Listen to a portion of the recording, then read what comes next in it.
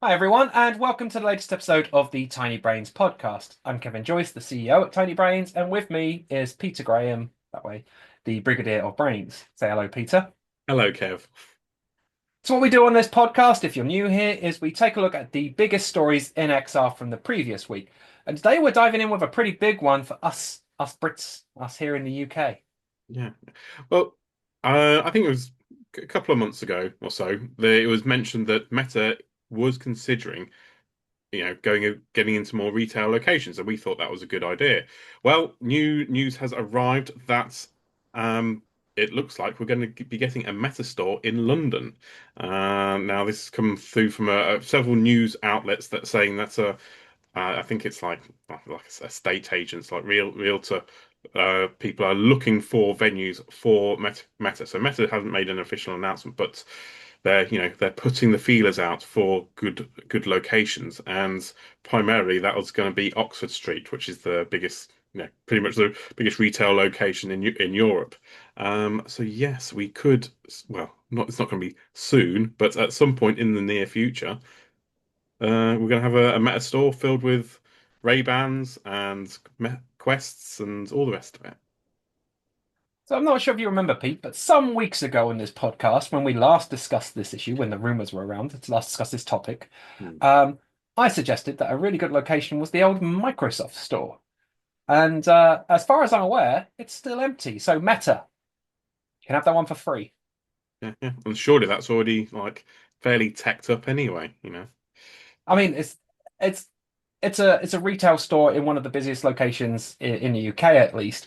I think it's the Nike store that's directly opposite, and Apple have got a store near there. And yeah, it's yeah. Come on, Meta, do it. Yeah. We need a flagship UK European location. So good news, especially if they do it in time for the holiday season, in my books. Oh, that'd be great, wouldn't it? Yeah. Move fast. So we're going to talk about some hardware now. Hardware news is pretty prevalent at the moment. I'm not sure why, but it seems like every week there's some new hardware discussion to be had. Yeah. Well, I think we need to have a little hardware discussion every so often. It can't all just be video games and investment news. And so we like a little bit of hardware, don't we? No, I mean there seems to be new headsets every week. How many heads do you have? Not enough for with all these companies, which is good. There's a lot of people, a lot of companies keen on getting into the space. So we've got a rumor, and then we've got sort of an update on a previous announcement. So the first rumor is Apple Vision Pro Air, which has been mentioned numerous times by us and everybody else because the Vision Pro launched 3.5 grand, quite expensive, quite heavy at 600 grams. Well, the new rumors are from one of these supply chain analysts that the Vision Pro Air, will be coming out in 2027, and it will be 40% lighter and 50% cheaper. Well, we're expecting something along those lines because generally most whenever you talk about an Air something or other in tech, it's usually lighter and cheaper, isn't it? So yeah, I mean I've got 2 points to make on this one, and they are just rumors right now. Of course, there's no confirmation here. But this is now going to be 3 years after the launch of the Vision Pro. I would hope at that point that it is half the price. Tech world moves fast, right? By then, I would hope that the Vision Pro is at that price. But that's just me. And secondly, I would also hope that they have managed to reduce the form factor, maybe not by 40%, but close to it without taking out any of the features. But I don't think that's going to be the case. I think there's going to be reduction in many of the features in this device for that cheaper price point, which suggests to me that there's no intention of lowering that Vision Pro price. No, that you might right that may stay as is because yeah, the Vision Pro does use a lot of quality materials, doesn't it? So it's got a nice chunk of aluminium and all sorts of bits and pieces there, which they're probably going to throw out and go, yeah, we'll just plastic all the way through. Plastic all the way. And the other bit of news is about from Pimax and their Dream Air. You remember this? This is their light PCVR headset that's uh, along the same lines as the Big Screen Beyond 2. Now they announced the Dream Air last year, last December, and opened up pre-orders for it. And it was supposed to launch in May. It didn't. And then it was rumored to be launching in Q3 2025, where we're almost at the end of Q3 2025, and there doesn't seem to be any appearance of it just yet. But Pimax have said they are going to be making a special presentation at the end of September, where they're going to release details of the Dream Air. Now, they haven't said what they're going to be putting into this presentation. Hopefully, it's a price, well, a launch date. They're pre-ordering, they've already got a price, but hopefully it's a launch date or a launch window at least, because Pimax are renowned for their loose launch windows, aren't they? So is this presentation happening at Tokyo Game Show, or is it a standalone No, thing? this Or is, as far as I'm aware, this is a separate presentation. There's been no mention of Tokyo Game Show. Um, obviously we have TGS, we have Meta Connect this month. So whether they're going to do it sandwich in between, try and do it afterwards, to get a little bit of interest, I don't I know. mean, sandwich in between is 1 day, so Well, yeah, exactly. so that'd be tight. That'd be a You lot of kind of news want to very quickly. avoid it, wouldn't it? You would want to avoid both of those events. Yeah. But it's whether the delays, Pimax have said the delays are due to them acquiring for the Air, the Sony's like high-end micro LEDs, which is the same ones you get in the Apple Vision Pro, and they said they're struggling to get them, so which is why the delay. Whether they fix this, so they're coming sooner rather than later, we don't know. Hopefully that will be cleared up in the presentation. So. So moving on from new hardware coming to market soon, we're going to talk about old hardware that has been around for quite some time now. Yeah, Windows mixed reality, or well, we've been reporting on the death of Windows mixed reality a lot of the time, haven't we? Uh, so, yes, there was back, I think, was it last year or just earlier this year that it was announced that an actual Microsoft employee was working on a driver to help Windows mixed reality users use their headsets in Windows 11 because Microsoft has dropped all support, and it's called Oasis. Well, Oasis has now launched, so you can get it on Steam and you can download it. The interesting bit of news is the fact that Steam have just released a new Steam VR beta. It is 2.13.1. And why is this interesting? It's because if you are a Windows Mixed Reality user, it will automatically install Oasis. So Valve and Steam are trying to make this as smooth and friction-free as possible. So you don't need to go and find it. If you've got your headset built in, plugged in, then it should just automatically download with the next Steam VR update. Now, to me, there is no way anyone could interpret this as anything other than good news. Yeah. I'm taking it. I still have several Windows mixed reality headsets. I can honestly say I haven't used them in years, but should I choose to, nice and simple, nice and easy, still going to run on any whatever version of Windows you've got, modern version of Windows you've got.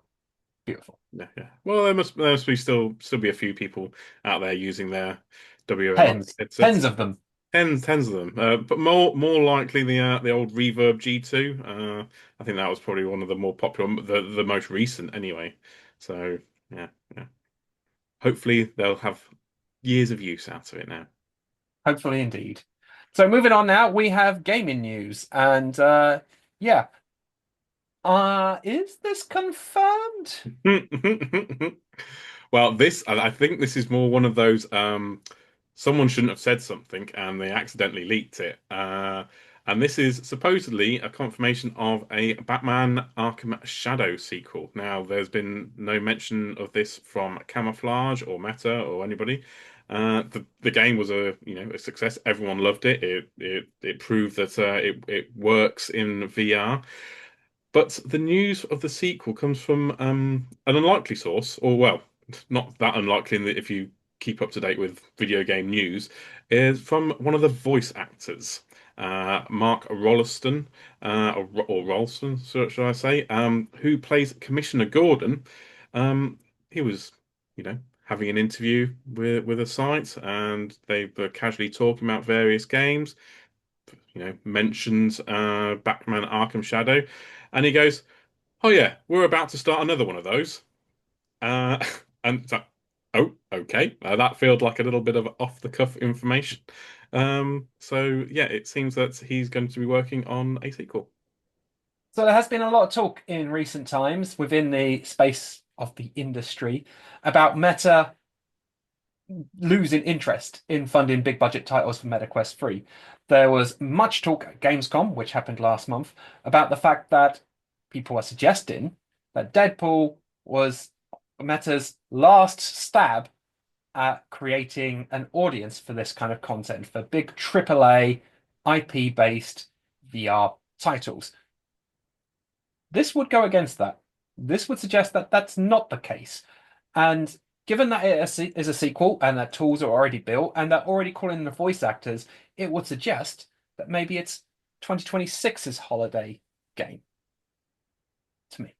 Maybe it's a tie-in with Quest 4. Yeah, maybe. Mm. I have a little bit more confidence with this news that actually Meta are not moving away from big AAA gaming experiences on the Meta Quest. They may be dividing their efforts a bit, but not going away at least.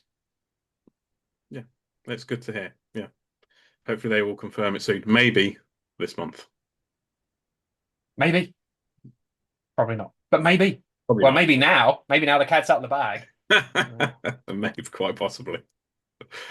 Yeah. But sticking with gaming and big IP news, there is another one, not from Meta this time. No, an anime favorite, Neon Genesis Evangelion.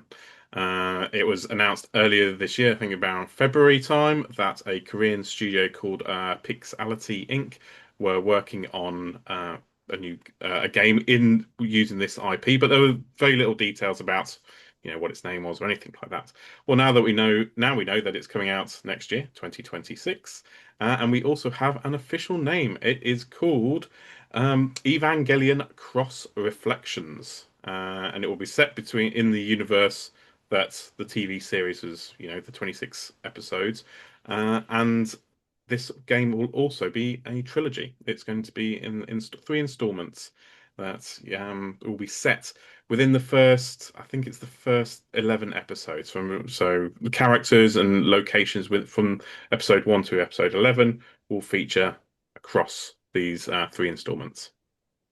Yeah. So we've discussed this series before in this podcast from I think when this was announced, originally announced.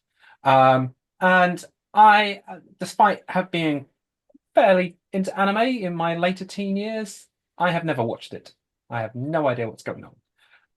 But you have, Peter. Yeah, I have, and it's well, it's considered a classic. I enjoyed it. I think for some people, if you're not into anime, it can be a little bit of a weird one to start with because it does dive into a lot of deep subjects. But if you've not watched it and you want to catch up on the series before the game comes out, I would definitely give it a look. Like I say, it's 26 episodes.